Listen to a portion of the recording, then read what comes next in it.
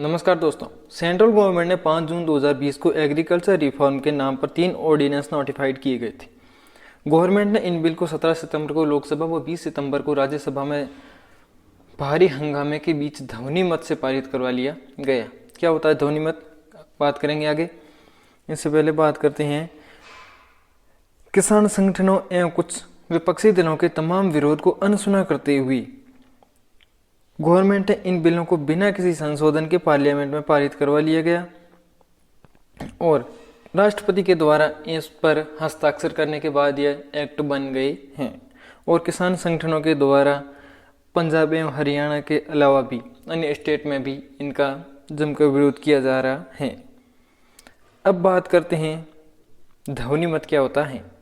तो राज्यसभा में वोटिंग के जो प्रकार है वो 4 प्रकार की वोटिंग होती है। सबसे पहले होती है वॉइस वोटिंग के आधार पर, उसके बाद होती है काउंटिंग के आधार पर, यानी जो सपोर्ट करते हैं वो तो या तो अपना हाथ खड़ा कर सकते हैं या लॉबी में या खुद खड़े हो जाते हैं और फिर उनकी काउंटिंग की जाती है। इसके बाद होता है division by automatic voter recorder, यानी इसमें ऑटोमेटिक वोट रिकॉर्डर है जिसमें यस एंड नो का बटन दबाया जाता है। इसमें रिकॉर्ड रखा जाता है कि किसने यस का बटन दबाया और किसने नो का। Division by going to into the lobbies, यानी लॉबी में जाकर वोट रिकॉर्ड किए जाते हैं। 3 टाइप एंड 4 टाइप का दोनों प्रकार का रिकॉर्ड रखा जाता है कि किस कैंडिडेट ने किसको वोट दिया है। आइए अब देखते हैं पहले बिल की बात करने से पहले ऑर्डिनेंस क्या होता है, यानी अध्यादेश। राष्ट्रपति को अध्यादेश जारी करने की शक्ति है जब संसद का सत्र नहीं चल रहा होता है और देश में किसी कानून की ज़रूरत होती है तो प्रेसिडेंट ऑर्डिनेंस जारी कर सकता है।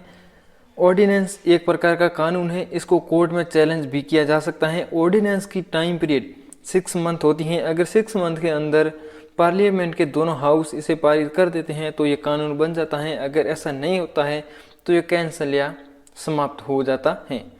अब बात करते हैं कि एमएसपी क्या है। तो एमएसपी यानी 60 के दशक में जब देश में एग्रीकल्चर में हरित क्रांति की शुरुआत हुई तब सरकार को लगा कि किसान नई फसल या नए किस्म की खेती तब तक नहीं करेंगे जब तक उनको फसल का सही दाम प्राइस मिलने का भरोसा नहीं हो। तब सरकार के द्वारा बुआई से पहले सरकारी प्राइस की घोषणा की। इसको न्यूनतम समर्थन मूल्य या मिनिमम सपोर्ट प्राइस कहा जाने लगा और पिछले 50 साल से खरीफ एवं रबी की फसल की बुआई से पहले सरकार एमएसपी की घोषणा करती है। अब देखते हैं पहले एक्ट के बारे में।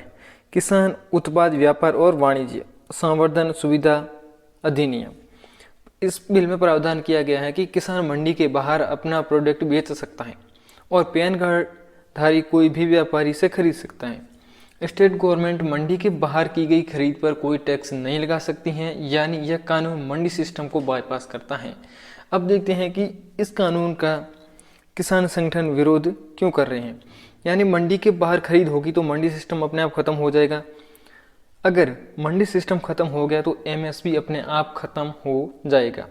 किसानों की मांग है कि गवर्नमेंट कानून में यह भी प्रावधान करे कि मंडी या मंडी के बाद एमएसपी से नीचे कोई खरीद नहीं होगी। अगर खरीद होती है एमएसपी से नीचे तो वो गैर कानूनी होगी। गवर्नमेंट का कहना है कि किसान अपनी फसल कहीं भी बेचने की आज़ादी दे दी गई है। किसानों का कहना है कि यह आज़ादी तो पहले से है, ऐसा कोई कानून नहीं बना हुआ है जो किसान अपनी फसल मंडी से बाहर बेचता है तो उस पर पाबंदी लगाता है। मंडी से बाहर अब भी किसान फसल बेचने को मजबूर हैं क्योंकि मंडी में गेहूं समेत कुछ धान की खरीद होती है और वो भी सीमित मात्रा में। इसकी खरीद भी विलम्ब से होती है और पंजाब व हरियाणा को छोड़कर अन्य राज्यों में मंडियों की संख्या भी सीमित है। मंडी से बाहर व्यापारी किसान से धान की खरीद एमएसपी से कम पर करते हैं और उसको भुगतान पर कई कटौतियाँ करनी पड़ती हैं, जैसे तुलाई ढुलाई काटा आदि काट लिए जाते हैं। मंडियाँ भी दूर स्थित होने के कारण मंडियों की संख्या सीमित और वहाँ भी सीमित धान की खरीद होने के कारण अधिकांश किसान अपनी फसल मंडी से बाहर भी